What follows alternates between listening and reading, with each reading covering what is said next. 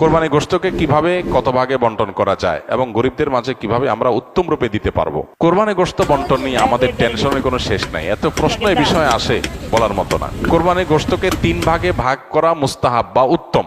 এই হুবহু 3 ভাগ না করে যদি 4 ভাগ করে বা 2 ভাগ করে বা একটু হেরফের করে তাতে কোরবানির অসুবিধা হবে না, কিন্তু উত্তম হলো এটা।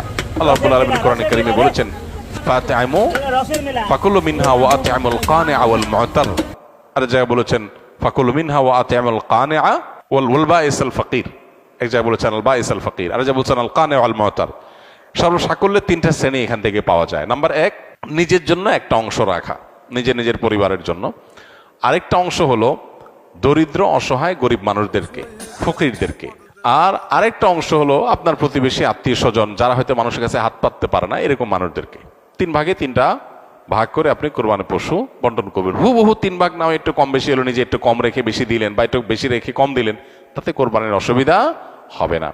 আর গরিবদের মধ্যে বন্টন করার ক্ষেত্রে সবচেয়ে উত্তম হয়, বিশেষ করে আজকাল আমাদের সমাজে কিছু মানুষ আছে যারা মানুষের কাছে হাত পাততে পারে, তারা বাড়ি বাড়ি যে কোরবানির গোশত কালেকশন করে, তাদেরকে আপনি দিবেন।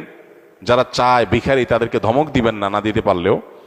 কিন্তু এর চেয়ে বেশি ইম্পর্টেন্ট, এর চেয়ে বেশি গুরুত্বপূর্ণ হলো যে মানুষগুলো কোরবানি করে না কিন্তু মানুষের কাছে হাতও পাততে পারে না, তাদেরকে খুঁজে খুঁজে বের করে যে তাদের বাসায় বাসায় গিয়ে পৌঁছে দিয়ে আসেন, সেটা হবে সবচাইতে উত্তম।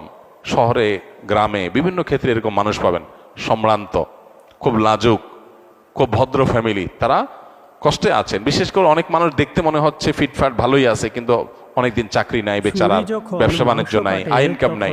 এই মানুষগুলোকে খুঁজে খুঁজে তাদের বাসা বাসায় গোশত পৌঁছানো, এটা হলো সবচেয়ে জরুরি কাজ। এই জন্য এই কাজটা আমরা কোরবানিতে খুব বিশেষভাবে খেয়াল করব, চেষ্টা করবো ইনশাআল্লাহ। বর্তমানে বাংলাদেশের নিয়ম অনুযায়ী বাহির থেকে 1 লক্ষ টাকা কেউ পাঠালে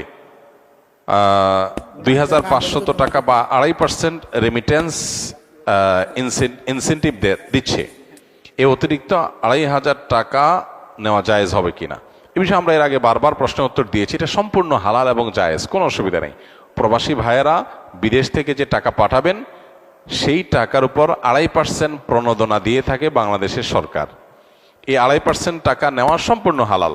1 লাখ টাকা পাঠালেন, 2500 টাকা আপনাকে ব্যাংকে সরকার অতিরিক্ত দিবে।